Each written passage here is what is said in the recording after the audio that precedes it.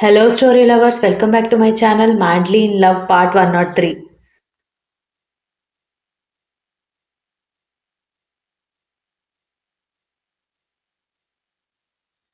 తప్పకుండా వేసుకుంటామని స్నేహ, రక్ష ఇద్దరూ వాళ్ళకిచ్చిన బట్టలు తీసుకుని వాళ్ళ రూమ్స్‌కి వెళ్లారు. కాసేపటికి మేడం అంటూ డోర్ దగ్గర సౌండ్ రావడంతో అక్కడికి వెళ్ళేసరికి సార్ మీకోసం ఆర్డర్ ఇచ్చిన గోల్డ్ అంటూ మార్వాడి షాప్ నుంచి సేట్‌జీ రావడంతో అతని దగ్గర నుంచి ఆ బాక్సెస్ తీసుకుని విరాట్‌కి అదే విషయం మెసేజ్ చేసి లోపలికొచ్చింది దీక్షిత.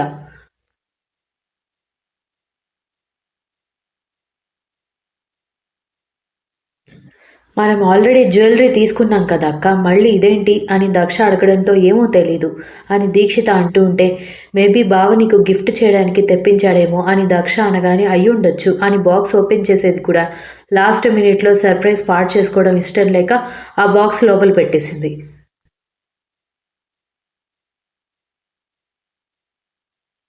ఆ రోజు సాయంత్రానికి మెల్లగా విరాట్ ఫ్రెండ్స్ కూడా రావడం స్టార్ట్ అయ్యారు. ఆ రోజు సాయంత్రానికి కొంతమంది దీక్షిత ఫ్రెండ్స్ వచ్చారు. చాలా వరకు తనకి క్లోజ్‌గా ఉండే ఫ్రెండ్స్‌ని పిలిపించడంతో వాళ్ళకి రూమ్స్ చూపించడంతో వాళ్ళు రిలాక్స్ అయ్యారు.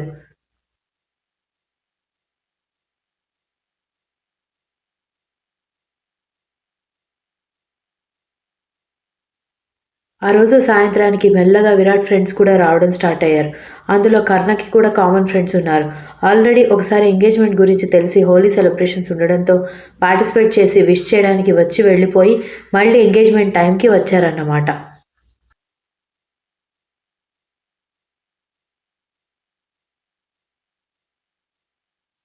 ఈవినింగ్ 6 దాటేసరికి అరేంజ్ చేసిన లైట్స్ అన్నీ ఆన్ చేయడంతో మ్యాన్షన్ మొత్తం లైట్స్‌తో వెలిగిపోవడం స్టార్ట్ అయింది. దీక్షిత, దక్ష మాత్రమే అంతమందికి వంట చేయలేరు కాబట్టి ఆ రోజు సాయంత్రం నుంచి నెక్స్ట్ డే ఈవినింగ్ ఎంగేజ్‌మెంట్ అయిపోయే వరకు క్యాటరింగ్ వాళ్ళు చూసుకుంటారు.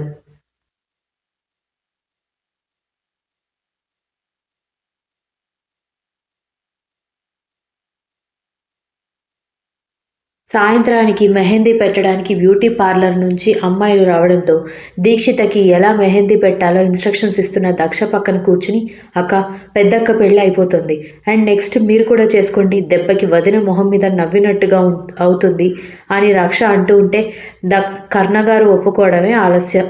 రక్ష నేనిప్పుడే రెడీ అని దక్ష చెప్పడంతో రక్ష ఆశ్చర్యంగా చూస్తూ చాలా చేంజ్ వచ్చింది నీలో. ఒకప్పుడు మాట నోట్లో నుంచి బయటకొస్తుందంటేనే ఒకటికి 10 సార్లు ఆలోచించేదానివి. అలాంటిది అసలు మీ ఇద్దరి స్టేటస్ మారిపోయిందక్క. నాకు తెలిసినంత వరకు ఒక ఫ్యామిలీలో ఒకరి లైఫ్‌లోనే మిరాకిల్ జరుగుతుంది. కానీ ఇక్కడ ఇద్దరికి జరిగింది అని అంది రక్ష.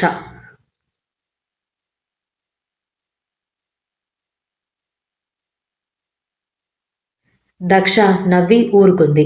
ఆ రోజు నైట్ అందరికీ క్యాటరింగ్ వాళ్ళు చేసిన ఫుడ్ పెడితే కర్ణ, విరాట్ మాత్రం స్పెషల్ డైట్ కాబట్టి వాళ్ళిద్దరికీ దక్ష, దీక్షిత ప్రిపేర్ చేసిన డిన్నర్ మాత్రమే పెట్టడంతో వాళ్ళు తిని రూమ్‌లో కూర్చున్నారు.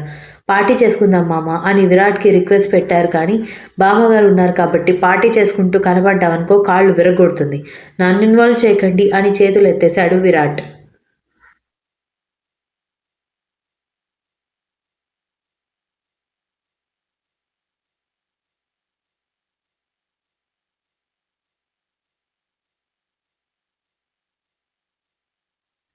రేపు ఈ లంగావోణిలో బావుంటానా? ఈ లెహెంగాలో బావుంటానా? అని దక్ష ల్యాప్‌టాప్‌లో చాలా ఓర్పుగా వేళ్ళని కదిలిస్తున్న కర్ణ వైపు చూస్తూ అడిగింది. కర్ణ ఆమె వైపు చూసి నేను గనక ఆన్సర్ చేస్తే నువ్విక్కడ నిమిషం కూడా నిలబడలేవు కాబట్టి నీకు నచ్చింది సెలెక్ట్ చేసుకో అనగానే, ఆ ఆన్సర్ అస్సలు ఎక్స్‌పెక్ట్ చేయకపోవడంతో తల కొట్టుకొని మిమ్మల్ని అడిగాను చూడండి. నేనే ఏదో ఒకటి సెలెక్ట్ చేసుకోకుండా మిమ్మల్ని అడిగాను చూడు అని మూతి తిప్పుతూ అవి 2 కబోర్డ్‌లో పెట్టేసి వెనక్కి తిరిగి చూసేసరికి కర్ణ తన వైపే లెక్కలేనన్ని భావాలు కనబరుస్తూ చూస్తూ కనిపించడంతో, ఈ మనిషి నాకర్థం కాడు. ఇంత ప్రేమిస్తున్నప్పుడు త్వరగా పెళ్లి చేసుకోవచ్చు కదా! ఎన్ని సార్లు అడుగుతున్నా సరైన ఆన్సర్ చెప్పట్లేదు. ఒక్కసారి నా మెడలో తాళి పడితే మా వదినకి బుద్ధొచ్చేలా సమాధానం చెప్తా అనుకుంటూ దీక్షిత పిలిచేసరికి వస్తున్నానక్క అంటూ దక్ష వెళ్ళిపోవడంతో కర్ణ తన వర్క్ మీద కాన్సంట్రేట్ చేశాడు.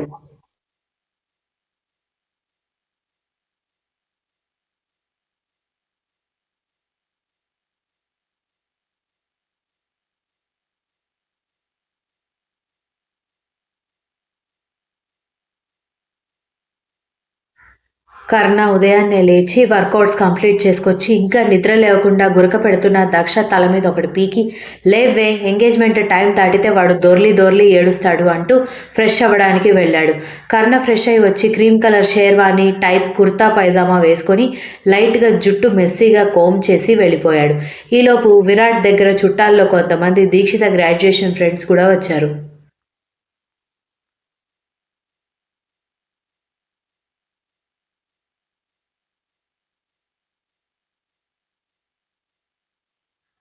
విరాట్ ఎంగేజ్డ్ కాబట్టి కష్టంగా విరాట్‌ని వదిలేసి కర్ణ మీద దృష్టి పడింది అమ్మాయిలకి. దక్ష బద్ధకంగా లేచి రెడీ అవ్వడానికి వెళ్ళింది. దక్ష అందంగా రెడీ అయ్యి కర్ణ కోసం వెతుకుతూ ఉండగా, కర్ణ తన ఫ్రెండ్స్‌తో మాట్లాడుతూ కనిపించడంతో ఆ ఫేస్‌లో నవ్వనేది ఈ జన్మకి నేనొక్క 100 సార్లైనా చూస్తానో లేదో అనుకుంటూ దగ్గరికి వెళ్తూ ఉంటేనే అబ్బబ్బా! ఏమున్నాడే బాబు! ఆటోగ్రాఫ్, ఫోటోగ్రాఫ్ పేపర్ మీద కాదే, ఆటోగ్రాఫ్ నా లైఫ్‌లో చేస్తారా? ఫోటోగ్రాఫ్ మనిద్దరిది కలిసి ఉండాలని అడగాలనుందని కర్ణ వైపు చూసి ఎవరో అమ్మాయిల గుంపు అనుకుంటూ ఉంటే తింగరి పాపకి కడుపు బర్న్ అయిపోయింది.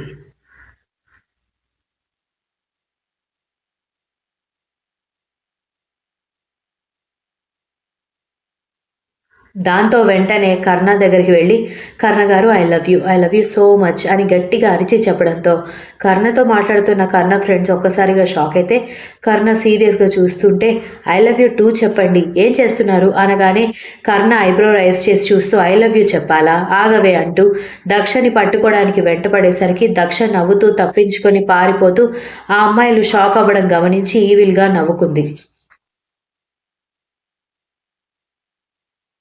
పనిలో పనిగా అందరికీ కర్ణ తనవాడు అని అర్థమయ్యేలా గట్టిగా అరిచి చెప్పినందుకు గర్వంగా ఇంకాస్త శాడిస్టిక్ నవ్వు రావడంతో ఐ లవ్ యూ అని తన వైపే సీరియస్‌గా చూస్తున్న కర్ణ ఇంకా ఉడుక్కునేలా బావుంటుందని చెప్పి పట్టించుకోకుండా నవ్వుకుంటూ అక్కడి నుంచి వెళ్ళి already social media account create చేసి ఉండడంతో ఆ రోజు రింగ్స్ పెట్టుకొని, చైన్స్ పెట్టుకొని ఓన్లీ వేళ్ళు, మెడ కనిపించేలా దిగిన పిక్స్‌తో పాటు కర్ణ తనని పట్టుకోవడానికి వెంటపడుతూ ఉన్న వీడియో కూడా ఎంగేజ్‌మెంట్ కోసం పిలిపించిన వీడియోగ్రాఫర్ క్యాప్చర్ చేయడంతో అది కూడా అప్‌లోడ్ చేసి మై వరల్డ్ అని మెన్షన్ చేసింది.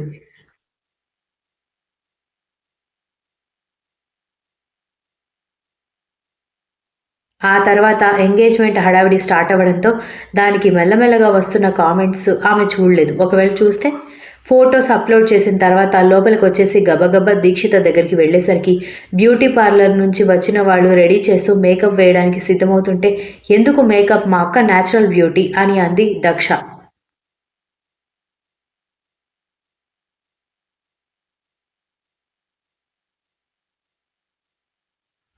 నిజమే మేడం. మేడం కలరున్నారు. కానీ మేకప్ వేయకపోతే ఫోటోస్ ప్రాపర్‌గా రావు.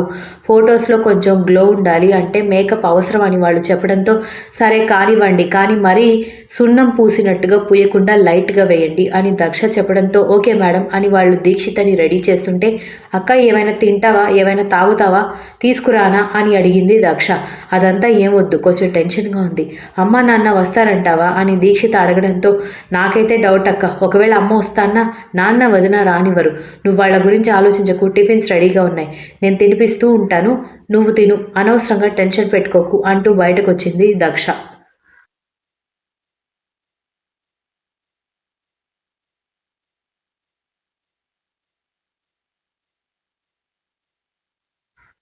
బయట అందరికీ మర్యాదలు చేయమని వర్కర్స్ అందరికీ మరొకసారి ఆర్డర్ వేసి దీక్షిత కోసం టిఫిన్ తీసుకెళ్ళి టిఫిన్ తినిపించి మంచినీళ్లు తాగించి తను బయటకొచ్చి రక్షా స్నేహ వాళ్ళని కూడా టిఫిన్ తినమని చెప్పింది. ఎంగేజ్మెంట్ అయ్యేసరికి టైం అవుతుంది. ప్రెస్ వాళ్ళు కూడా వస్తారు. తినడానికి టైం ఉండదు కాబట్టి త్వరగా కానివ్వండి అని దక్ష చెప్పడంతో వాళ్ళు టిఫిన్ తినడానికి వెళ్ళిపోయారు.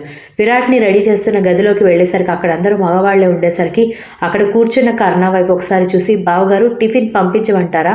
ఎంగేజ్మెంట్ అయిపోయి లంచ్ చేసేసరికి టైం పడుతుంది అంది దక్ష.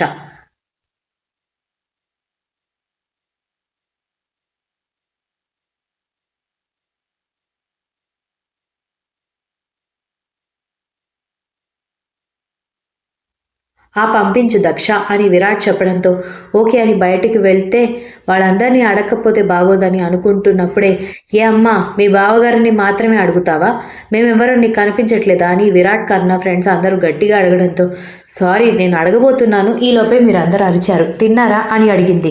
మమ్మల్ని ఎవరూ తినడానికి పిలవలేదు అనేసరికి అయ్యో సారీ ఎంగేజ్మెంట్ హడావిడి కదా ఎవరికి టైం లేదు ఇక్కడికి పంపిస్తాను అందరూ తినండి అంటూ క్యాటరింగ్ వాళ్ళలో సర్వింగ్ చేస్తున్న వాళ్ళందరికీ విరాట్ రూమ్కి టిఫిన్స్ పంపించమని చెప్పింది.